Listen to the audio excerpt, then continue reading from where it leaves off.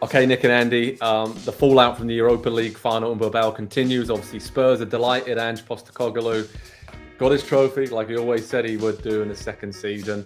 But Ruben Amorim, that caps off a pretty miserable first 6 months or so in charge of United for him, losing the way they did in the final. Nick, I mean, some strange comments from after the game saying, look, I'll go without any compensation. I'll leave if the fans on the board don't want me. I'll leave right now.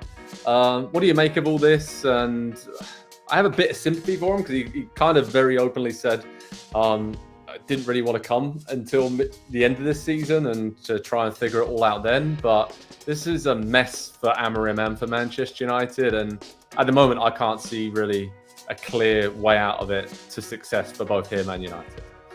I have a ton of sympathy for him. I mean, as much as you can have sympathy for someone who makes millions and millions of pounds. I say this pretty wholeheartedly.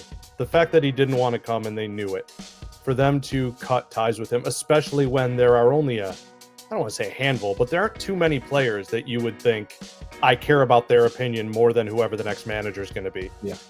Even as good as Bruno is one of the best players in the league at his age.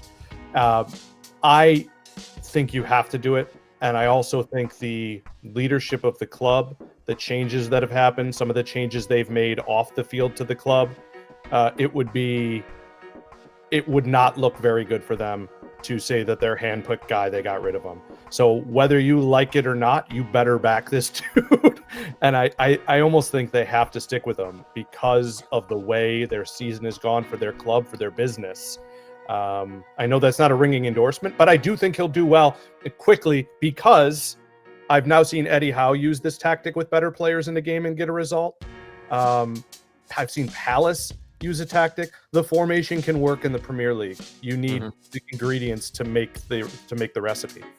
Yeah, it's all about recruitment right now, Andy. And obviously, that's more difficult not being in the Champions League or Europe next season for United. But even in a weird way, it seems like most of the Man United fans are still on board with Amorim and don't blame him for this situation that he inherited. Is that fair? And I think it's fair to say that probably a good thing that United aren't going to be in Europe next season, so we can actually find out if he's as good of a coach as we all have heard about and think he is, to really mold that team into what he wants them to be. There's a lot of work to be done recruitment-wise, like I said, but Amorim, for me, we probably shouldn't judge him until November, December time later this year, right? Yeah, and I mean, United have given players a lot of reasons over the years to not come to the club, just for how their careers have not progressed, but really stagnated in recent times, and the back and forth approach of one manager to the next manager, did completely different styles of players, and now they just have this collection of players that don't fit together into any system, let alone the system that's currently being put in front of them. Getting rid of Amorim would then give all the top managers in the world the exact same reason, let's not go to Manchester United. So I completely agree with Nick. They have to stick with him. I do also think, though, at some point his agent and his lawyers probably would not allow him to leave without any compensation.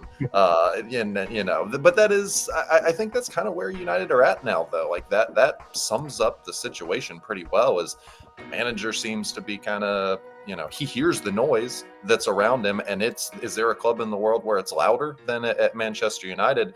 And so, yeah, they're going to have to back him this summer. I even saw some quotes from Bruno after the game that was saying, look, if the club decide that they want to cash in on me now, at this point in my career and get something in return, then I can't really do anything about that. That's their decision to make. And so I think this is going to be it's going to have to be a transformational summer for Manchester United.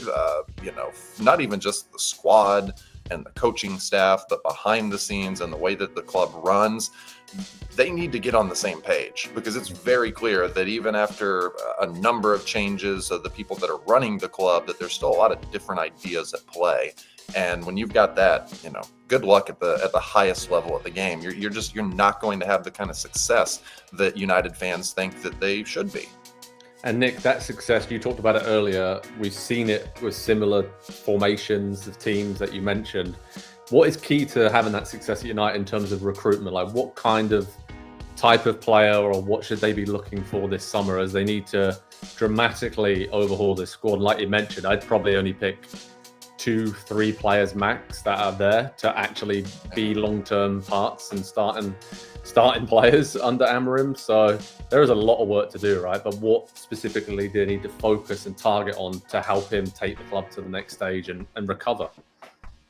Well, first and foremost, you need a center forward who's going to score.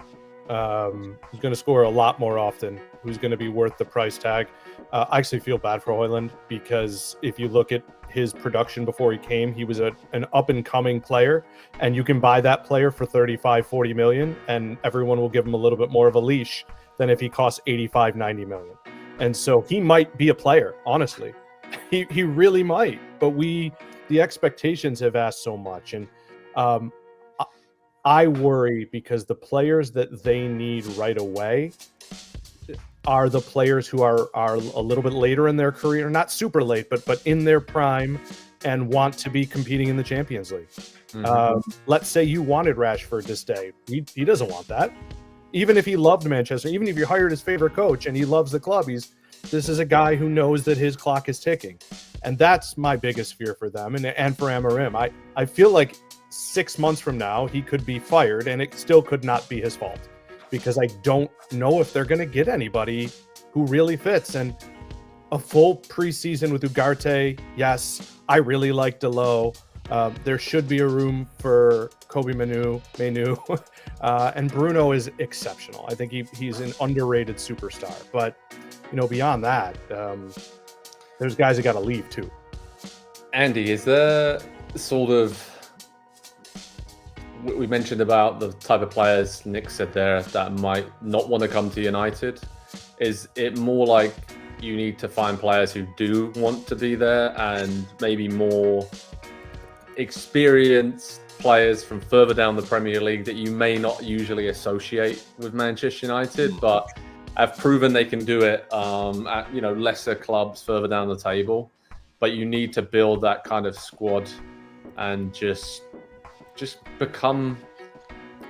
get that like aura of you are a Man United player, right? And just like say, these players fit my system best. I don't care if fans on social media aren't happy that we're signing this player, but this is the type of player with his abilities that we need to sign, and just forget all the rest. Yeah, I think you're describing making Manchester United respectable again as a club, as a team to come up against and face, and the way that people view them. Because right now Spurs won a trophy, and I know United semi-regularly will get one here and there, and so it's not about the trophy drought, but the way that the club is run, I think they are next in the pecking order for what the heck is going on over there kind of club, certainly in the Premier League. And so, yeah, I think that wouldn't be a bad approach, but the extra tax that's going to be tacked on for just to another Premier League club, let alone the fact that it's Manchester United. And so I don't exactly know how feasible that is. As Nick was talking about Højlund,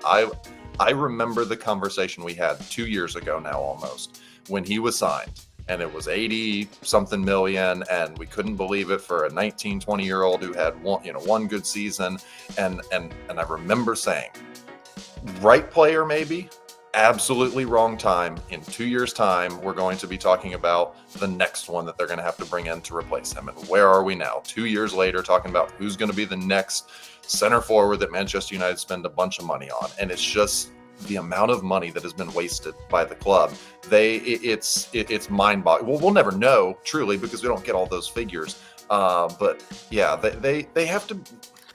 Yeah, nobody fears Manchester United, and I don't think people really respect them anymore. And so maybe that is objective number one: is just restoring the respectability of the club. Yeah.